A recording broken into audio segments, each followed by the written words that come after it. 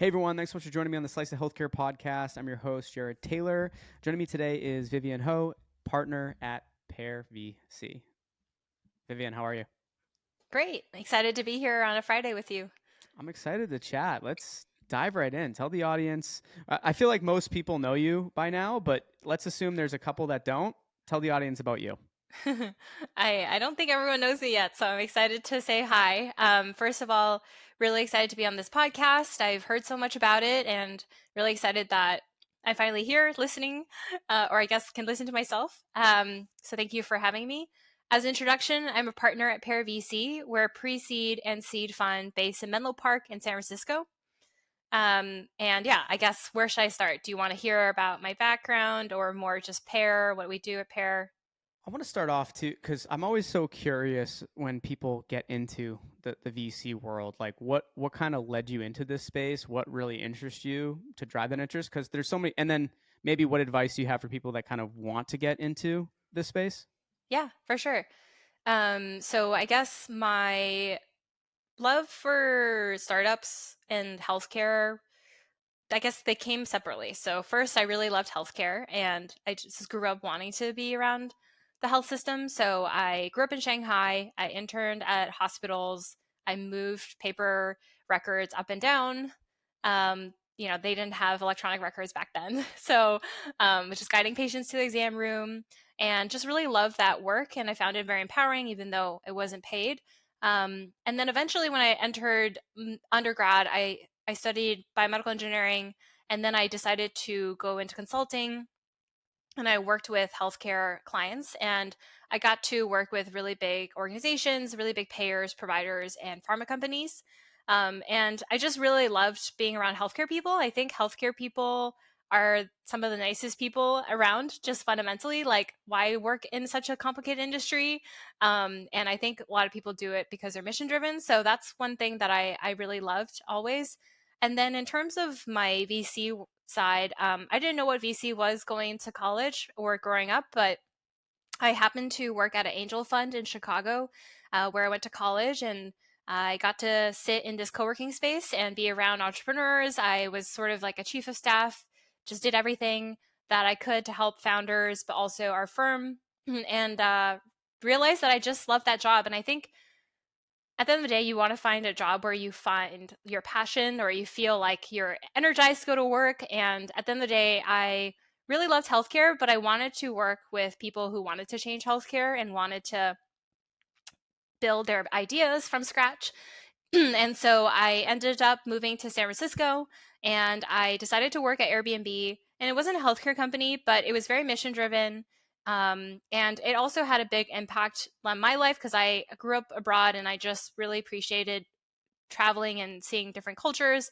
And I also really wanted to see what it was like to work at a company where software engineers were the core of the company, not just a side innovation business. And it was really fun, and I learned a lot. And I think with those two experiences in consulting with large organizations, but also working at a very just like kind of innovative tech company from the core, I really wanted to go back into startups in VC. And so went to business school, studied healthcare management. We have a healthcare program, which is really fun. And then met Pear VC there. We have a scout program at business schools, and I was lucky to be one of the fellows. And they didn't have a healthcare person, but we did invest in healthcare in the past. So because we're pre-seed and seed stage, we're a generalist fund, and we really fund founders that are trying to work on a big market and have a lot of passion and have really strong founder market fit. So there's a why them. And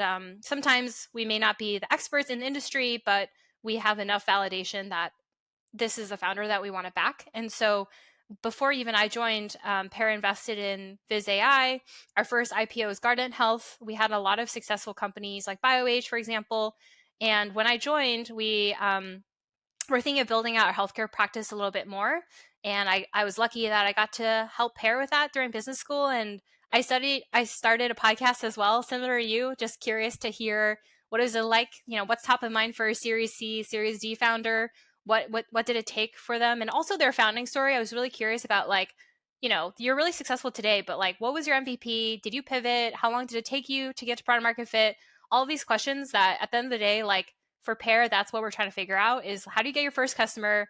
How do you negotiate your first pricing? How do you close in a contract? And then also how do you deliver ROI? Because um, that's the hardest part. And the most interesting part where we find joy is just helping founders figure that 0 to 1 process. And so that's how I entered VC. When I joined Pear was 11 people. Now it's almost 26, 27. And we're investing our fourth fund. That's 432 million. It's a lot larger than our previous fund. And we are really lucky to have a lot of amazing partners who've started companies before. So our partnership has started 12 companies across different sectors. We have folks that cover AI, folks that cover biotech. And I think the beauty of Pear is that I get to work with the AI partner or the fintech partner. If it's like a healthcare AI company or healthcare fintech company, the founder gets the whole team.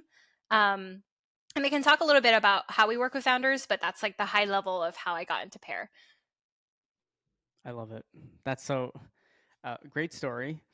And yeah, and thank you for also having a podcast. I love the more podcasts the better, and I love that your focus on how long did it take to get the product market fit, how'd you get your first customer. Those are big questions that often or especially early stage founders are wondering, because they kind of feel like they have to go at that alone a lot of times, right? And it's I would say it's a lot more difficult now than even a couple of years ago, especially in the healthcare space, just given where the market is. Um, it's the sales cycles definitely. I don't know if you agree, but I see the sales cycles. No matter if you were selling to a health system or a digital health company, they expanded and people are a little bit more. It takes them a lot longer to get to that decision process.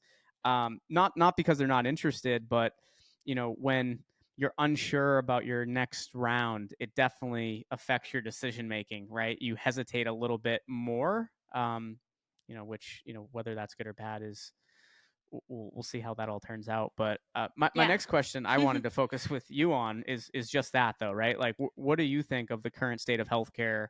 As far as where things are at right now, it's been a crazy last 2 years since 2-3 years since the pandemic, right? The market Yeah. is much different. Yeah, for sure. In general, I would say when people ask me about digital health and how it's going, I like to step back and think about the last 10 years because digital health deals have grown tremendously in the last decade, and we shouldn't forget that. Like, we've come so far. I think digital health was like a kind of a new term 10 years ago, and now it's every firm has a investor who focuses on healthcare or is excited about healthcare, and we all acknowledge that there's a lot of problems to solve in healthcare, and those problems haven't gone away. So I think there's a lot of opportunity. um, it is true that healthcare funding has corrected from the last 10 years, for the last 2 years. 2021 and 2023, or 2021 and 2022 have been kind of unprecedented years. And I think it's a good thing. Like, I think in healthcare, you need a regulation or a tailwind to push innovation. And unfortunately, like, COVID wasn't great, but COVID did force people to go virtual and try virtual. And I think even though it's not going to be like 70% virtual care like we were so optimistic about, it might be 40% virtual care, and we can still like drive a lot of more efficiencies than we had before the pandemic. So I'm still pretty optimistic. In general, though, the overall venture ecosystem, since we're a journalist firm, we have more of a journalist perspective. Um, it's adjusting a lot still. Q3 in the last quarter has been the slowest quarter since Q1 of 2018. And so right now the data is a bit muddled because we have, this market downturn. It's kind of going up right now, but still market downturn combined with a flurry of investments in artificial intelligence. So it's kind of hard to parse out like, the AI stuff versus the non-AI stuff. We're also seeing a lot of funds shifting to seed stage, which is where we play. Late stage is slowing down, or still slowing down. And we think that estimated late stage deal count will be on par with 2018. And so companies are managing cash, eyeing for later fundraises. At a certain point, they're going to have to go out to fundraise. So I think next year will be an interesting year when people who raised in 2021 might be out in the market again. but hopefully we learn from this and really make sure we catch up on our, on the revenue to multiples. And fundamentally, I'm still very bullish on healthcare. I just, think overall the market is adjusting given that interest rates are no longer, cash is no longer as cheap. And at the end of the day, we have to deliver the revenue. We can't just say a vision. So, we're in the business of making money. And so I think, they have to deliver the revenue that they promised. Do you think if do you, I guess there's two potential effects of late stage funding kind of drying up a bit. I guess there we will either see more more deals in terms of acquisitions happening right at that stage, right? If they can't get the money, they'll end up selling. Or do you think we'll also see a lot more companies going public? Because previously, because there was so much late stage funding, companies would just keep staying private, and we had a far less amount of companies going public as early as they used to, which is probably partly why you see all the companies that waited so long to go public, they're doing so bad right now because they were already at like their highest valuation. There was no room for that true growth. Do you think we'll see more companies if the drying of late stage funding goes away? I guess More companies being acquired? more companies being acquired, but do you also think we'll end up seeing more IPOs maybe earlier than companies waiting? Because I mean, Yeah. yeah, I think IPOs are dependent on the market. If you IPO at a wrong window, there's also a lot of risk, right? And so I think it's not just healthcare. Like the IPO window was interesting. Like Instacart went IPO, but I think there was very few companies that went public. And so I think it's kind of like a wait and see. Um, we'll see. I'm not a public stock investor, so I'm not the press person to ask. I spend my time with the earliest companies and they're so far from IPO, but yeah, I mean, they have, these companies have to exit in some way for the investors because what really matters is distribution to our LPs, which are foundations and pension funds and hospitals. And, at the end of the day, there needs to be some liquidation. And so hopefully there is a strong IPO market for the sake of venture and startup funding. let's talk a little bit, Vivian, about how companies get your interest. What type of companies pique your interest? What's the best way for them to maybe present themselves to you? These are the questions I hear from founders whenever they hear us talk to different firms. And I know it differs. And by the way, that is not a opening where once people hear this, they can just start reaching out to Vivian, like make sure there's a fit there. But I would really be curious to hear like what type of companies really excite you when they come across your desk, whether through an intro or direct? Yeah. Um, I would say that if you think about venture investors, each one is probably, at least for me, we've made maybe 6 investments in healthcare this year, and that's a good year. So, and I probably see 30 companies a week, maybe more, maybe less, but that's a lot of companies in a year. So I would just like, I mean, it's tough, right? It's like getting rejected or getting declined. But every investor, you want to find the right investor for you. And I'm trying to find, it's a two-way street, right? I want to make sure the founder wants to work with me because I'm the, Pear is the best partner for them to get to the next stage. And also that, we want to work with them. Like, we are pretty hands-on. So like, do they want a hands-on investor? Do they want someone who can offer like hiring help and go to market help, or do they, investors are all, it's really like kind of picking the partner for the next 7 years.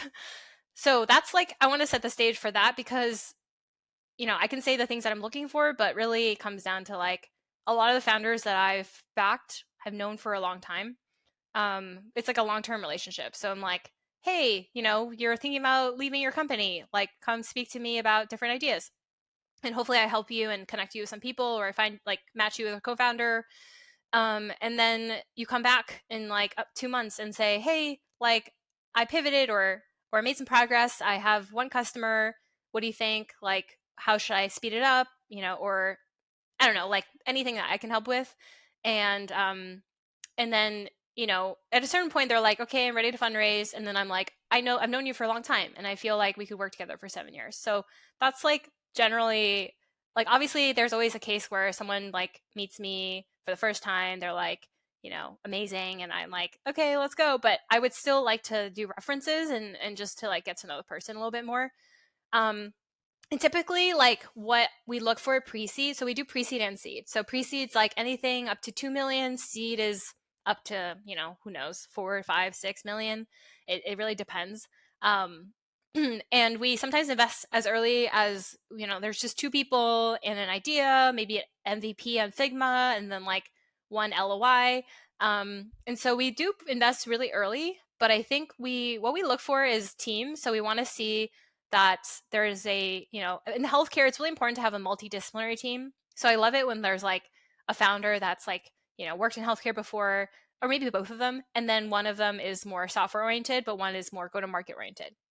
Or maybe one of them has experience. Maybe they worked at a clinical trials company and they're building a clinical trial startup. Like there's like sort of this deep understanding of their area, because ideas are pretty easy to copy. And I think, what differentiates you is your execution, your speed, your knowledge, your connections. Unfortunately, healthcare is just a space where people only trust each other if you've been in it before. And it's not as easy as building a consumer app is really hard to build also, but it's not like, hey, here's a beautiful app, come use it. It's really like, hey, do I trust you to work with my patients and to make sure that you're not leaking any of our data, and to, there's a lot of things. So understandably, those sales cycles are really, really long, because on the other side, there's like 100 startups, and we're picking the one that we think will actually deliver what they say they're going to deliver and drive better patient outcomes. And people are pretty skeptical, right? Like we've worked so hard, and our healthcare system is still cost is still growing at 7% CAGR. So I think the bar for true impact is really high, and we're bullish on that, but that's just how it is. Um, Also, in terms of like, are you solving a burning problem, like a hair on fire problem that is top 20 priority or top 10 priority for them? And maybe it's like the number 1 or 3 priority, because healthcare, let's say a provider, they have 100 things that they're working on, and the last thing they want to do is work with a startup with a Figma demo, right? And like to really say like, hey, I'm going to give you 10 patients, and these patients, are they going to be safe with you? So I think at the end of the day, like making sure you're solving a hair and fire problem where they're like, yes, I need someone to solve this, and please go figure it out. And I think that's what I look for, just making sure that the problem is a high enough pain point that the go to market can be a little faster than what we usually see. And then also in terms of like speed, so that comes with making sure that there's some regulatory tailwind, there's some technology paradigm shift. Like for example, obviously with AI, that's really exciting. There's a lot of opportunity to drive more efficiency, and like how fast can you integrate all these new LLM applications? Are you AI native? Are you keeping up with like what are all the privacy components, and like how to make sure your app doesn't hallucinate, right? And so that's something that you kind of judge over time. Like you have to get to know someone to really know how fast they execute. If I meet someone and they have zero revenue, and then 2 months they have let's say 50K in revenue, I'm like, wow, you actually deliver. Obviously it comes down to quality and all that, but I think at the end of the day, the most important thing is just like, let's go build a product. Let's go move as fast as we can to make sure that this product actually serves a real purpose, and we can bring in happy customers. And so there's a lot of things that we look for. I would say it always, each company is different, and each company is a new relationship that we try to like see. Is this a two-way street? Do they want to work with us? Do we want to work with them? And then once we decide to work together, we're like all hands on deck. We're like, here are all our advisory council members for you to talk to. Here's our talent team. They're going to be embedded in your team. We're going to help you hire your founding engineer or your, medical advisor. And so it's a big commitment on our side as well. So what we look for is to like make sure that, once we invest, we're pre-seed and seed investors. So our goal is to get you to a Series A investor. We are not going to be leading your Series A or B. We will be continuing to support the company until IPO, but we're not the ones that are going to fund the company moving forward. And so I think our goal is just to get you to make sure that you're in a good spot for the next round, and figuring out what is it that you need to de-risk. And I think in that evaluation process is like figuring out what are the main risks for the company. That was a long answer, but sorry. No, A lot of things we it look for. was awesome. I just wanted to let you keep going because it was great. It was a great answer, and thank you for all that you and your team do. And I just want to quickly add, because you have to, right? Like you owe it to your LPs. You have to be picky. You have to find those really good company. If this is something I tell a lot of founders, right, that maybe get bummed out, just because you pass or another bet, that does not mean there's no business there, right? Like Yeah. that's like kind of the word of like, don't let it get to, well, also let me tell you, if it gets to them, they're not going to make it. It is the reality of it, right? Like if one of the biggest things is you need to be able to handle rejection in this space because customers will say no, partners will say no. Yeah, it's a Um, tough job. yeah, it's not a no, it will never happen. It's just a no. We have to be very picky, essentially, right? Um, Before we let you go, Vivien, I would love to hear some of your 2024 predictions, some things that come to mind when we think of where's healthcare heading in the new year. Yeah. Um, Really exciting that 2024 is here already.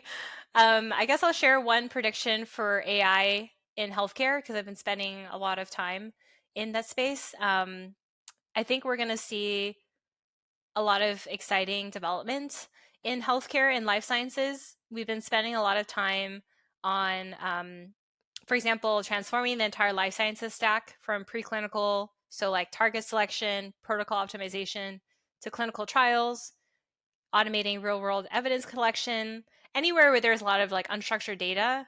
And if you think about healthcare, like 30% of all of the world's data is healthcare, and 80% of that data is unstructured. And what LLMs are really good for is structuring that data. And I think we're really early in this journey.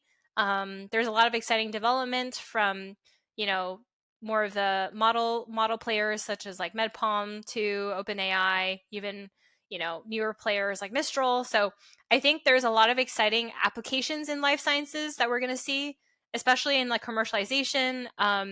If you think about medical affairs, there's a lot of writing. And it's interesting. I think there's like a stat that like life sciences companies spend more on advertising than CPG companies do. So I think there's a lot of opportunity to make that process more efficient and I think lower costs at the end of the day and drive better patient outcomes. We're also really excited about, I think a lot of people are excited about administrative workflows, back office, you know, RCM, and thinking about ways to reduce provider notes and provider time. And so I won't go too deep into that, but definitely exciting. I think we're at the tip of the iceberg, right? Like we see a lot of exciting companies, but like how many health systems in the US have actually adopted these technologies? I think they're all piloting or thinking about it. So I want to get to a point where I think next year we'll actually see it in practice and we'll be like, this is just how we're going to run things. And I hope truly that it's going to make a big difference and dent on the healthcare costs in this healthcare system because we just have so, you know, we're at a point where we have such a big provider shortage. We have incredible rising costs. Employers are spending more on their employees.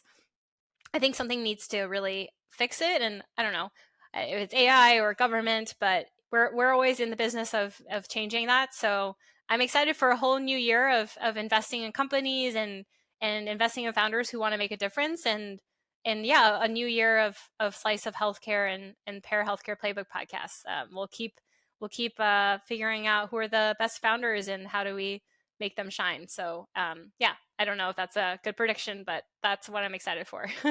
I like it. No, that was terrific. Yeah, I'm really excited for the new year. It'll be interesting to see where things go. I think you're in a perfect space. I think I had a conversation with someone. It was over at Flare Capital earlier today, and we were just kind of talking about where do we see next year heading. Right. I Yeah, think it's fine for pre-seed, seed stage once again, maybe Series A. I think it will be very difficult still again for later stage companies, like you were saying, especially because a lot of them are getting out of the later stage investing, those firms. right. But it really, when those kind of obstacles come up, though, it really shows you who the best founders and companies truly are, right? When they have to get creative.